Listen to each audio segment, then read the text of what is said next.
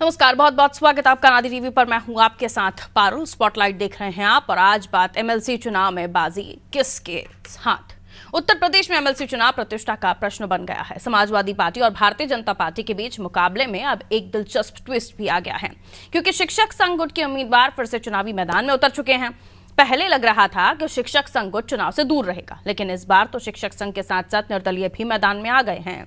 इस बहुकोणीय मुकाबले में भारतीय जनता पार्टी के समक्ष पिछला प्रदर्शन दोहराने और नया मुकाम हासिल करने की चुनौती है। उधर शिक्षक संघ भी पिछला प्रदर्शन दोहराना चाहते हैं।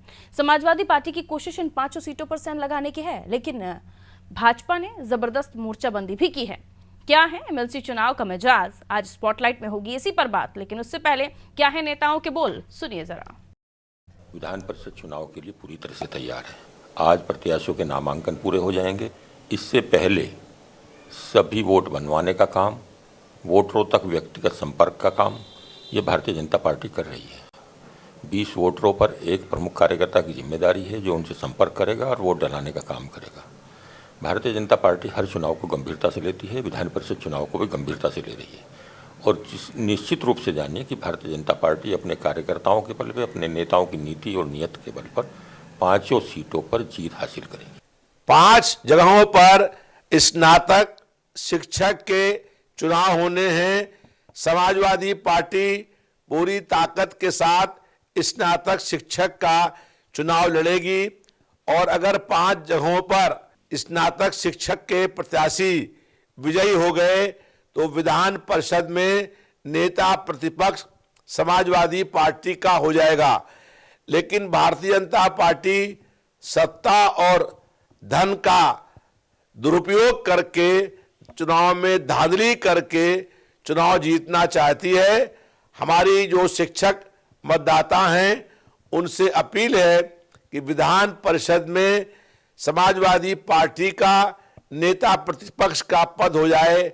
इसलिए समाजवादी पार्टी के प्रत्याशियों को वोट देने का काम करें, ताकि मजबूती के साथ जो शिक्षक हैं उनकी आवाज विधान परिषद के अंदर बुलंद हो। क्योंकि भारतीय जनता पार्टी की सरकार में चाहे शिक्षक हो, युवा हो, सबसे ज्यादा उनका नुकसान हुआ है। नौकरियां खाली पड़ी रही, लेकिन युवाओं को नौकरियां नहीं मिली। इस एमएलसी चुनाव में भाजपा को इस प्रदेश के शिक्षक, युवा सबक सिखाने का काम करेंगे, क्योंकि स्नातक के बाद जब नौकरियां चाहिए थी तो उनको पकौड़ा तलवाने का काम उस भाजपा सरकार ने किया, जिन्होंने कहा था कि हम 2 करोड़ रोजगार प्रतिवर्ष देंगे। उत्तर प्रदेश में भी कहा था कि हम 70 लाख नौकरियां देंगे। और आज जब युवा नौकरी के लिए सूचना मांगता सरकार से कि कितनी नौकरियां दी, तो जवाब नहीं। इस चुनाव में हारेगी भारतीय जनता पार्टी, बुरी तरीके से हारेगी।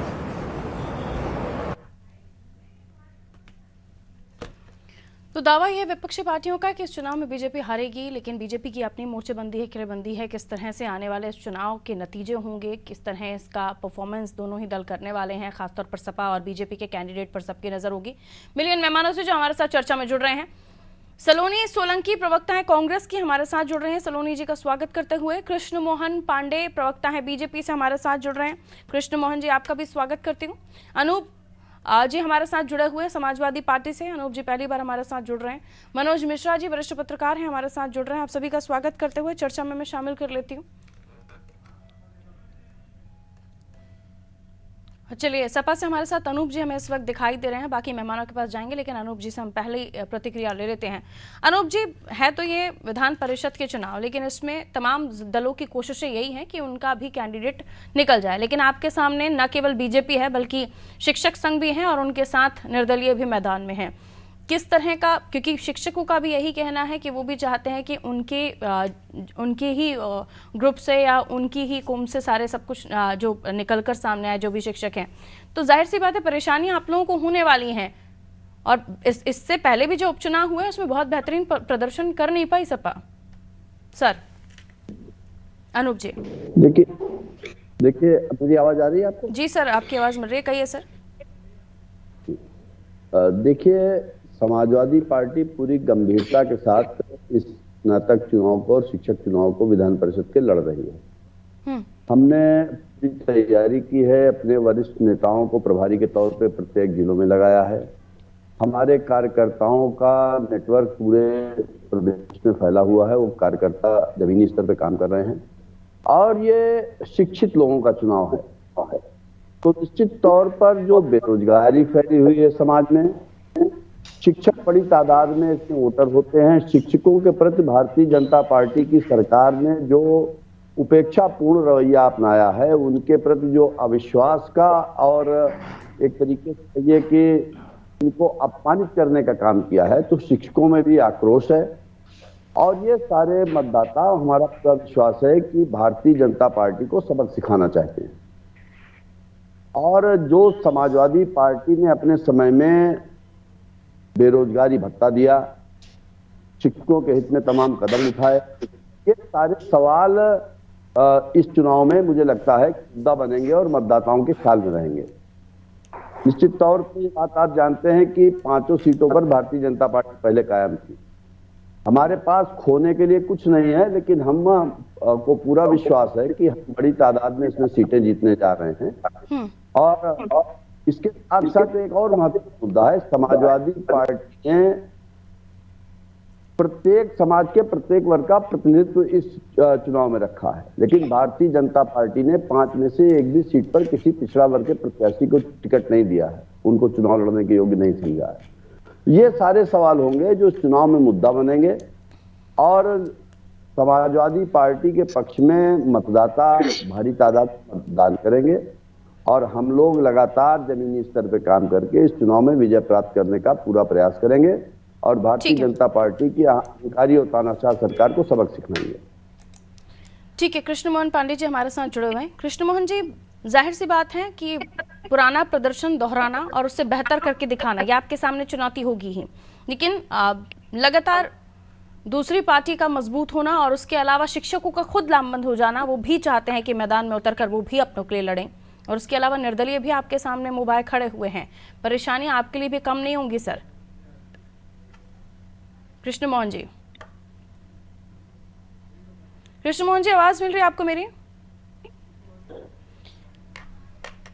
ठीक है, सलोनी जी के पास हम चले जाते हैं, कृष्ण मोहन जी के पास हम बाद में जाएंगे, शायद कुछ परेशानी है उनको, हमारी दिक्कत, हमारे ऑडियो नहीं मिल रही है दिक्कत की वजह से। सलोनी जी हमारे साथ जुड़ी हैं। सलोनी जी, जाहिर सी बात है कि ये विधान परिषद जहां पर आपकी मौजूदगी है नहीं, लेकिन इसमें भी कैंडिडेट उतारना जाहिर सी बात है आप लोगों के लिए भी ज़रूरी है, और ऐसे में कितनी मुस्तैदी के साथ आप लोग इस चुनाव में लड़ना चाह रहे हैं, लड़ेंगे, क्या कहिएगा? देखिए, अभी तो मतलब मुझे नहीं लगता है कि हमारे कोई कैंडिडेट उतर रहे हैं चुनाव में, क्योंकि हाईकमान का फैसला है, हमारे सर माथे पे। और जैसे ही अगर कैंडिडेट उतरते भी हैं तो हम पूरी मेहनत के साथ। अब तो नामांकन हो गए ना, पूरे नामांकन दाखिल हो चुके हैं अब तो। हाँ, तो हाईकमान का जो फैसला है क्या कर सकते हैं, हमारे सर माथे। नहीं तो वजह क्या है कि कांग्रेस किसी भी छोटे चुनाव में अपनी मौजूदगी दर्ज नहीं कराना चाहती? अब ये तो हाईकमान को ही पता होगा कि क्यों नहीं अपनी मतलब क्यों नहीं उतारना चाहती। पार्टी का पक्ष रखने के लिए बैठे हुए हैं, कुछ तो पार्टी की तरफ से जानकारी होगी आपके पास? हाँ, जानकारी है, क्योंकि हम 2024 की तैयारी में 2024 की तैयारी की वजह से आप किसी भी जगह पर अपने कार्यकर्ताओं को मौका नहीं दे रहे हैं, किसी भी चुनाव में अपने कार्यकर्ताओं को आगे नहीं बढ़ा रहे हैं। ये कैसी तैयारी है जहां आप कार्यकर्ताओं को छोटे चुनाव में लड़कर तैयार होने के लिए कोई भी आपके ऑप्शन ही नहीं है, आप कुछ भी नहीं करना चाहते? ऐसे किसने कहा कि हम अपने कार्यकर्ताओं को आगे नहीं बढ़ा रहे हैं? ऐसा तो नहीं है कि हम अपने कार्यकर्ताओं को आगे नहीं बढ़ा रहे हैं। 2024 में जो चुनाव के लिए मैदान में उतरेंगे वो कांग्रेस के कार्यकर्ता भी आपके, वैसे तो जाहिर सी बात है कि संगठन बहुत छोटा हो गया, आपका कमजोर हो गया है, क्योंकि कैंडिडेट्स भी आपको फ्रेशर उतारने पड़ रहे थे, उसको आपने जो नाम दिया सो दिया, लेकिन कार्यकर्ता तो हैं, और तमाम कार्यकर्ताओं को जाहिर सी बात है 400 या 500 कार्यकर्ता तो आपके नहीं होंगे, ज्यादा ही होंगे, और सभी को तो टिकट नहीं देंगे ना आप आने वाले समय में, तो किसी को तो मौका इन छोटे चुनाव में दिया होता। हाँ, सही बात है वो तो, लेकिन अब ये तो देखो हाईकमान को पता है कि क्यों नहीं मतलब उतारना चाहते हैं, क्या रीजन है, और लेकिन ऐसा कुछ नहीं कि हम कार्यकर्ताओं को आगे नहीं बढ़ाना चाहते हैं। जो 2024 में चुनाव के लिए मैदान में उतरेंगे वो भी कांग्रेस के कार्यकर्ता ही उतरेंगे। तो ये कहना तो आपको गलत होगा कि कांग्रेस पार्टी कार्यकर्ताओं को आगे नहीं बढ़ाना चाहती है। तो आगे कार्यकर्ता बढ़ना चाहता है, कार्यकर्ता अगर कार्यकर्ता पार्टी की सेवा करना चाहता है तो वो चुनाव भी लड़ना चाहता है, तो उसे लड़ने कहाँ दे रहे हैं आप? कौन सा ऐसा कार्यकर्ता आपकी पार्टी में जो नहीं चाहता होगा कि भविष्य में वो आगे चुनाव लड़े, जनप्रतिनिधि बने या जनता के समस्या जाकर सदन में किसी प्लेटफॉर्म पर उठाए? आप भी चाहती होंगी कभी ना कभी, तो उनको मौका कहाँ दे रहे हैं आप लोग? नहीं, ऐसा नहीं है। देखिए, अगर जो हाईकमान अगर ये फैसला कर रही है तो कहीं ना कुछ अच्छा रहा होगा, कार्यकर्ताओं के लिए ही अच्छा रहा होगा, पार्टी के लिए तो ऐसा नहीं है कि पार्टी, कोई भी पार्टी है मतलब ऐसा नहीं करना चाहती कि वो अपना नाम खराब करे या कार्यकर्ताओं को आगे ना बढ़ा करके या फिर किसी को कैंडिडेट को चुनाव में ना उतार करके अपनी पार्टी का नाम खराब करे। ऐसा नहीं है। अगर हमारी हाईकमान ने सोचा है तो कुछ अच्छा ही रहा होगा उसमें। ये कुछ गंभीर ही सोच रहे हैं। खैर जो भी हो, मनोज मिश्रा जी ये कुछ गंभीर ही सोच रहे हैं, और ऐसा गंभीर सोच रहे हैं कि उनके कार्यकर्ताओं को यहाँ आज तक की सोनाली जी को भी पता नहीं चल पा रहा है कि वो सोच क्या रहे हैं। बहरहाल, लेकिन ये जो इलेक्शन है सर, विधान परिषद की 5 सीटें कितनी महत्वपूर्ण आप मानते हो, और आने वाले चुनाव के लिहाज से कितना महत्वपूर्ण है दलों को जीतना? एक तरफ बीजेपी है जिसे अपने पुराना प्रदर्शन दोहराना, उससे बेहतर करके दिखाना है ताकि जनता के बीच में कितनी स्वीकार्यता है वो पता चल सके, और दूसरी तरफ सपा है जिनका कहना है कि हमारे पास खोने के लिए तो कुछ नहीं है, अगर हम 1-2 सीट भी जीत जाते हैं तो पाने के लिए, हालांकि दावा वो तमाम सीटों पर जीतने का कर रहे हैं, और तीसरी तरफ शिक्षक खुद आके खड़े हो गए। मिश्रा जी, पारुल जी, जिस तरीके से सपा प्रवक्ता या सपा विधायक अभी मेहरोत्रा जी कह रहे थे जी कि उनकी 1 सीट भी जीत हासिल हो जाती तो उनको सदन में विपक्ष का दर्जा मिल जाएगा। बिल्कुल। इस पूरे चुनाव को अगर आप देखें तो गोरखपुर, फैजाबाद, प्रयागराज, झांसी, कानपुर या बरेली, मुरादाबाद, तो जो 5 सीटों पर स्नातक चुनाव है, इसमें दरअसल शिक्षक कोई पहली बार विरोधी गुट या अलग से नहीं हुए हैं। पहले भी पूर्व में भी शर्मा से लेकर के बहुत सारे गुट हुआ करते थे जो उतरा करते, लेकिन भारतीय जनता पार्टी ने अपने उन्हीं पुराने चेहरों पे दाव लगाया जो इससे पूर्व में उन्होंने चुने हुए। दूसरी बार लगभग 29 जिलों के, और ये साधारण ये कहिए कि लोकतंत्र में या जनमानस में ये स्नातक स्तर के लोगों का चुनाव है जो इसमें वोटर होंगे। तो ये जो चीजें फिल्टर होकर के आएंगे, जो परिणाम आएगा, चाहे वो भाजपा के खेमे से आए या समाजवादी पार्टी से आए, लेकिन जिस तरीके से अभी कांग्रेस प्रवक्ता कह रही थी, देखिए धीरे धीरे क्या होगा कि आप स्थानीय चुनाव से लेकर के, निकाय चुनाव से लेकर के विधान परिषद चुनाव से अगर आप बाहर होते जाएंगे तो जो कार्यकर्ता 365 दिन आपके लिए काम करता है उस पर थोड़ा असर पड़ता है। ये आपका अपना निर्णय है, पार्टी का निर्णय, उसमें मैं बहुत नहीं जाता हूं, लेकिन असर पड़ेगा। पारुल जी, चूंकि सामने 2024 के चुनाव की तैयारियां शुरू हो चुकी हैं, देश के राजनीति में उत्तर प्रदेश का बहुत बड़ा रोल है, 80 सीटें लगभग हैं, तो दिल्ली का रास्ता उत्तर प्रदेश होके जाता है। इसलिए ये एमएलसी का जो चुनाव शिक्षक स्नातक है, इसमें जो भी जीत के आएगी उनके कार्यकर्ताओं का, उनके नेताओं का, चुने हुए विधान परिषद सदस्यों का कहीं न कहीं मोरल हाई होता है, और जब जीत दर्ज होती है तो आगे के लिए विश्वसनीयता में जाने का मौका मिलता है, वो चाहे जिसकी हो। तो मैं मुख्य विपक्षी दल समाजवादी पार्टी के लिए अगर 5 में से 1 सीट या 2 सीट जो भी मिलेगी, उनको तो उनका दर्जा बदलेगा विधान परिषद के सदन में बैठने का या विपक्षी नेता के रूप। जी, यानी मिश्रा जी, जाहिर सी बात है सभा अपनी पूरी कोशिश करेगी। मेरा सवाल इसलिए भी था कि अब क्योंकि जब वोटर वोट करने जाएगा तो उसके सामने एक तो शिक्षक है जो उनकी ही कम्युनिटी से बिलोंग करते हैं, और दूसरे वो होंगे जो बीजेपी या सपा से होंगे। तो इस पूरे मामले में आप इन चुनाव में भी क्या मानते हैं कि कई सारे फैक्टर्स है जो पार्टियों के एजेंडा है या उनकी पार्टी लाइनें हैं या फिर जातिगत फैक्टर्स हैं, इसमें मैटर करता है क्या? देखिए, बड़ी सीधी सी बात है कि चाहे ग्राम स्तर पे हो या शहर पर है, जो पढ़े लिखे लोग होते हैं बहुत चीजों की यही दशा दिशा तय करते हैं, या ये कहिए कि ये शिक्षक लोग हैं तो ये दिशा देने में या समाज को आगे ले जाने में इनका बड़ा अहम रोल होता है। एक प्राइमरी शिक्षक हो या कहीं भी हो तो अपने आसपास के गांव समाज को के लिए वो उत्तरदायी भी होता है, प्रेरणा स्रोत भी होता है, और वो लगता है कि उसको समाज में कुछ करना चाहिए। मैं इसीलिए इस बात को कर रहा हूँ, ये बुद्धिजीवियों का चुनाव है, इसमें बहुत ज्यादा इस बात का स्कोप नहीं होगा कि जात, धर्म, अगड़ा, पिछड़ा, ऊंचा नीचा, बल्कि जो प्रत्याशी इसमें खड़े हुए हैं, जिनका नामांकन हुआ, जो प्रत्याशी हैं, उन पे चरित्र पे चर्चा होती है। मैंने पूर्व में भी देखा हुआ। जीत हार के बाद मिश्रा जी ये भी जो कमेंट किया जाता है कि जनता को बरगलाने का या भोली भाली जनता को वादों में फंसाने का काम किया है, किसी भी पार्टी की तरफ से अगर ये आरोप लगते हैं तो ये भी उस वक्त काम नहीं आएंगे। अगर इस नाटक को बरगला दिया तो पूरे प्रदेश, वही मेरा कहना है कि फिर भी ये जो कमेंट है ये नहीं हो पाएंगे। एक कमेंट तो देखिए, जीतने वाला दूसरा करता, हारने वाला दूसरा करता, बहाने लोग ढूंढ लेते हैं, पर मुझे लगता है आज वो विषय नहीं है। आज तो अभी जस्ट शुरुआत हुई नामांकन के बाद पे, तो परिणाम देखना पड़ेगा। लेकिन ये कहेंगे भारतीय जनता पार्टी जिस तरीके से, या विपक्ष में मैं ये भी कहूंगा कि अखिलेश के नेतृत्व में दोनों पार्टियों ने चुनाव में कमर कसी है और सभी अपने प्रत्याशियों के लिए जोर शोर से प्रचार में जुड़ गए। बुद्धिजीवियों का चुनाव है ये, पढ़े लिखे वोटर्स होंगे, पढ़े लिखे कैंडिडेट्स होंगे कृष्ण मोहन जी, और क्योंकि कोई भी फैक्टर्स में नहीं चलता है। अगर उन्हें लगेगा कि आपने शिक्षकों के लिए अच्छा काम किया है, या जो अब स्नातक होंगे वो अब न्यू वोटर्स के रूप में सामने आएंगे, वो उनको लगेगा कि आपने अच्छा काम किया है तो वो आपके साथ जाएंगे। यानी ये एक जो नई पीढ़ी तैयार हो रही है वो कितना आपको पसंद करती है वो भी पता चलेगा इस चुनाव से, जो 2024 के लिए बहुत महत्वपूर्ण है। कृष्ण मोहन जी। पारुल जी, देखिए वर्तमान जो चुनाव है ये बौद्धिक वर्ग का चुनाव है, और बौद्धिक वर्ग इस बात को बहुत पहले स्वीकार कर चुका था कि भारतीय जनता पार्टी वो पार्टी है जो देश के हित में और समाज के हित में बेहतर फैसले ले सकती है। और उसका परिणाम ये रहा कि 14 जीते, 17 जीते, 19 जीते, 22 जीते।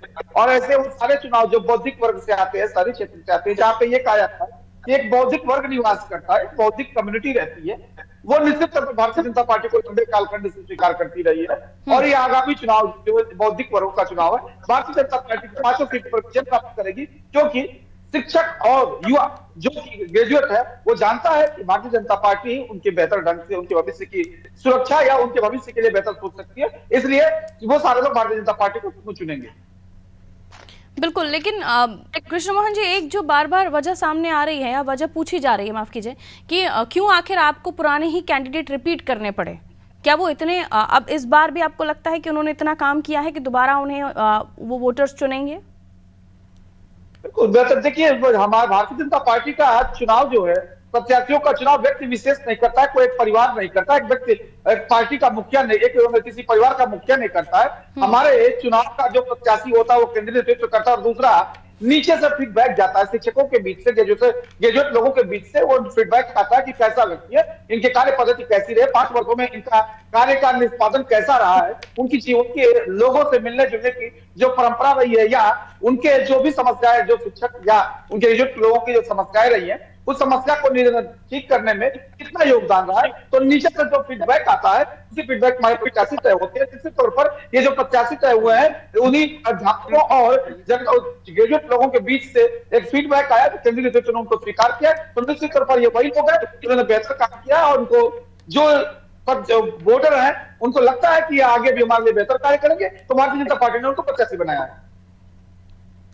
ठीक है अनूप जी, दिक्कत इसलिए भी है कि पूरी तरीके से अपने क्षेत्र में फौज तैनात कर दी है इस चुनाव में भी बीजेपी ने, फिर चाहे वो अलग अलग जगहों पर उनके अलग अलग लोगों को पहुंचाना हो। 39 जगहों पर 39 जिलों में उन्होंने अपनी तैयारियां शुरू कर दी हैं, सह संयोजक घोषित कर दिए, मतदाता सूची पर वोटरों को जोड़ने का काम कर दिया। ये पूरी तैयारियां इनकी ज़मीन पर शुरू हो गई हैं।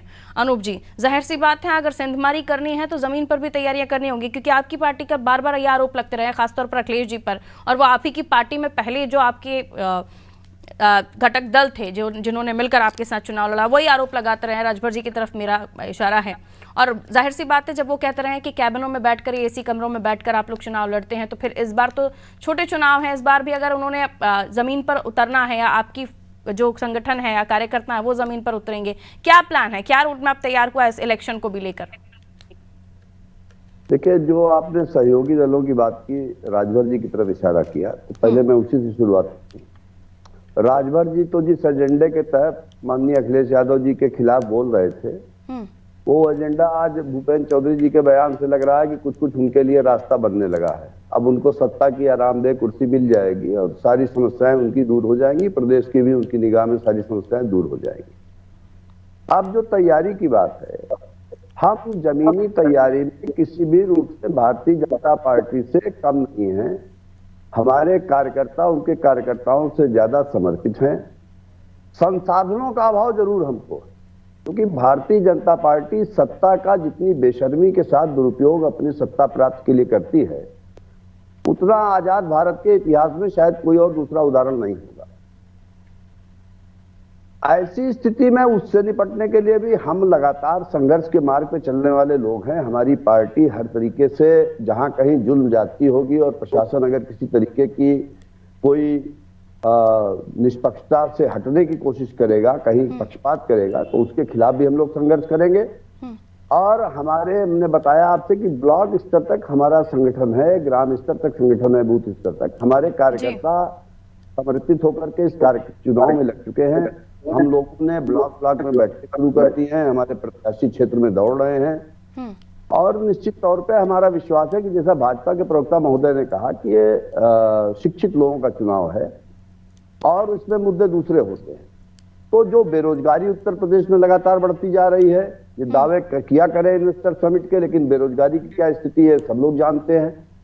बेरोजगारी जो बढ़ती जा रही है, प्राथमिक शिक्षकों का और माध्यमिक शिक्षकों का जिस बुरी तरीके से सरकार द्वारा शोषण और अपमान हो रहा है, उसका जो आक्रोश है, और इसके साथ साथ तमाम मोर्चों पर भारतीय जनता पार्टी की सरकार की जो तानाशाही और जनविरोधी नीतियां हैं, उनसे जनता में उपजा हुआ जो आक्रोश है, ठीक है, ये सारी चीजें और हमारे कार्यकर्ताओं की मेहनत मिलकर के भारतीय जनता पार्टी के सत्ता के अहंकार को धूल चटाने का ये मुद्दे काम अच्छे लगते हैं करेंगे। जब आप लोग उठाते हैं, क्योंकि फिर जब आप इन्हीं चुनाव में जब आपका वोट परसेंट बढ़ जाता है, जब आपकी सीटें बढ़ जाती है, तब आपको प्रशासन नहीं दिखाई देता, तब आपको सरकारी मशीनरी कोसने के लिए नहीं मिलती है। वहाँ आप लोग अच्छे से एक्सपेक्ट करते हैं कि जो भी आपको मिला वो मिला।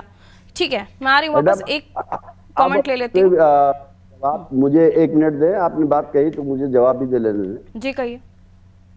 मैं ये कहना चाहता हूँ कि हम कोई प्रशासन पे आरोप लगाने के लिए नहीं बैठे हैं, लेकिन हम वो लोग भी नहीं हैं कि सत्ता अगर अपने सत्ता के दम्भ में कोई गलत करना चाहेगी तो उसको चुपचाप स्वीकार कर देंगे। तो अभी तक किया या होने वाला है, आप क्या कहना चाह रहे हैं अनूप जी? आरोप भी नहीं लगा रहे हैं लेकिन हम चुप भी नहीं बैठेंगे, क्या कहना चाह रहे हैं?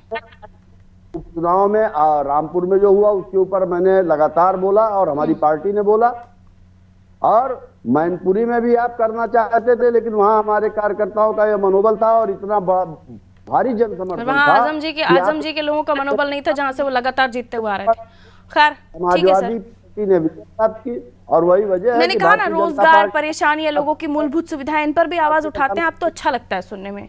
कृष्ण मोहन जी, आप अपना अब बात कह लीजिए, उसके बाद मैं सलोनी जी के पास जा रही हूँ। पारुल जी, अभी हमारे सपा के मित्र कह रहे थे कि समर्पित कार्यकर्ता है इनके, निश्चित तौर पर आपके समर्पित कार्यकर्ता है। जिस तरह से गालीबाज, गुंडेबाज, जिस तरह से आपराधिक प्रवृत्ति से ओतप्रोत होकर आपके कार्यकर्ता कार्य कर रहे हैं, और अभी वर्तमान में जिस हिसाब से भारतीय जनता पार्टी के प्रवक्ताओं को, महिलाओं को और उनके मां बहन तक को जिस तरह से गाली दे रहे हैं, निश्चित तौर पर इसी तरह के कार्यकर्ता होते हैं। और स्वागत है, आप जैसे कार्यकर्ता हो, ये आपको मुबारक हो, क्योंकि उत्तर प्रदेश की जनता ने आपका टॉपिक से इधर नहीं जाइए। उत्तर प्रदेश ठीक है, जिस ट्रैक पर हमारी डिबेट चल रही है हम उसी पर बात कर लें। मैं सलोनी जी के पास चली जाती हूँ, मिश्रा जी भी वेट कर रहे हैं, उनके पास भी जाना है। सलोनी जी, बात वहीं आ जाती है कि जिस जंग में हम उतरे ही ना, वहाँ लड़ाई और जीत की तो बात ही नहीं होती है। तो जंग में उतरने से पहले ही आप लोगों ने परहेज कर रखा है, तो जनता की समस्याओं के लिए लड़ना आपको बाकी जगहों पर, यूपी पर नहीं लड़ना है। मेरी बात रुक जाइए कृष्ण जी, चुप करना पड़ेगा ना आपको। जी कहिए। देखिए, हम चुनाव में उतरे या नहीं उतर रहे वो एक अलग विषय है, ठीक है, लेकिन अभी जो कहा भारत जनता पार्टी के सामने अगर कोई कर रही है तो वो सिर्फ कांग्रेस पार्टी ही कर रही है, मजलूमों को लेके, गरीबों को लेके, बेरोजगार को लेके, महंगाई को लेकर और देश को बचाने के लिए। वो सिर्फ एक कांग्रेस पार्टी है जो कर रही है, बाकी कोई पार्टी नहीं कर रही है। सब अपनी अपनी रोटी सेकते हैं, राजनीति तवे पे और कुछ नहीं करना जानते हैं। यूपी में कहाँ मैडम? यूपी में कहाँ? एक प्रदर्शन, एक आंदोलन, एक प्रेस कॉन्फ्रेंस ऐसी बताइए जहां पर आपके बड़े नेता बैठे हों और वहां से आपने जनता की आवाज उठाई। यूपी में, पूरे देश में हम तो आंदोलन कर रहे हैं, आप कहाँ रहते हो? तो मैंने इसीलिए कोड किया यूपी, क्योंकि बात उत्तर प्रदेश की हो रही है, आपको उत्तर प्रदेश की ही कांग्रेस नेत्री है ना। बिल्कुल सही कहा आपने, तो कोई बात नहीं, आपकी यूपी की तैयारी कर लेते हैं। इस बार जो आंदोलन होगा वो यूपी में ही होगा।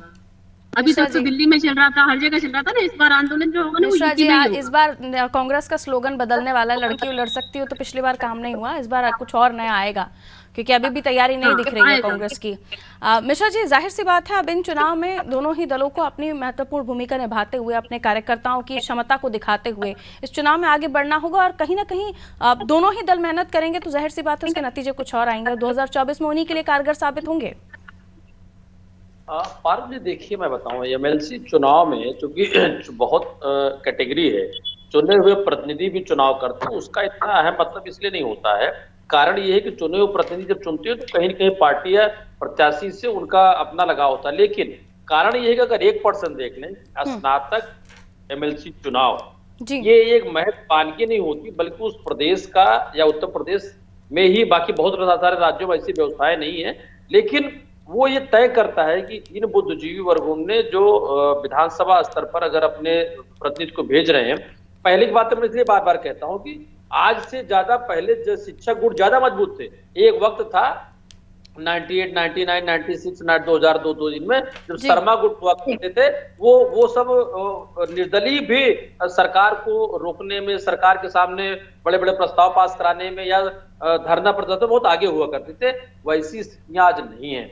मेरा ये कहना है कि गोरखपुर से फैजाबाद, प्रयागराज, झांसी, कानपुर, बरेली, मुरादाबाद, इससे जो 39 जिले के जुड़े हुए वोटर हैं और प्रत्याशी हैं, ये कहीं न कहीं आने वाले जो मुख्य चुनाव हैं उनके लिए विपक्ष और विपक्ष या 2024 चुनाव की बड़ी बानगी होगी, क्योंकि स्नातक और शिक्षक ये देश का, प्रदेश का एक आईना होता है। क्योंकि पढ़े लिखे लोग बाकी चीजों से विचार ज्यादा करते हैं। जैसे अभी मित्र कह रहे थे, चाहे बेरोजगारी की बात हो, बाकी मुद्दों की बात हो, उन गांव, किसान, आम आदमी के सामने शिक्षक एक प्रेरणा स्रोत होता है। तो मुझे लगता है अगर वो इसमें जिसकी भी जीत होगी, वो आने वाले समय में इस प्रदेश के लिए या अन्य चुनाव के लिए एक माइलस्टोन छोड़ के जाएगी। बिल्कुल, आईना दिखाने का भी काम करेंगे कि आखिर हकीकत क्या है और कितनी बातें जो होती हैं उसका धरातल पर कितना एक्शन रिएक्शन होता है। बहुत बहुत शुक्रिया आप सभी का हमारे साथ चर्चा में जुड़ने के लिए। उत्तर प्रदेश की हम बात कर रहे थे, जहां पर लगातार हम देख रहे हैं कि अब चुनावी मोड में दोबारा से उत्तर प्रदेश आता वो दिख रहा है, खासतौर पर एमएलसी इलेक्शन। हालांकि एमएलसी इलेक्शन को लेकर ये भी कहा जा रहा है अब तक बीजेपी के पास ये तमाम सीटें थी, लेकिन अब सेंध लगाने की सपा ने तैयारी कर दी। दूसरी तरफ है शिक्षक, वो भी चाहते हैं कि महत्वपूर्ण वो भी इस इलेक्शन में लड़ें और महत्वपूर्ण भूमिका निभाएं, जनता की आवाज़ उठाएं। लेकिन ऐसे में क्योंकि बुद्धिजीवी वर्ग का ये चुनाव है, स्नातक रहेंगे और साथ ही साथ शिक्षक भी रहेंगे, तो जैसे कि अभी मिश्रा जी भी बता रहे थे कि अगर ग्रामीण अंचलों में एक शिक्षक है तो वो उन्हें ही बहुत कुछ मानते हैं और एक आइडियल मानते हैं। वो समझते हैं कि सही जानकारी या सही बातें वो बता सकते हैं, समाज का आईना दिखा सकते हैं। तो आने वाले समय में ये वोटर्स किसका चयन करेंगे, कौन होगा वो दल जिसके पास ज़्यादा सीटें आती है 5 में से, या फिर भारतीय जनता पार्टी अपना पुराना परफॉर्मेंस दोहराती है, देखना दिलचस्प होगा। दीजिए इजाज़त, नमस्कार।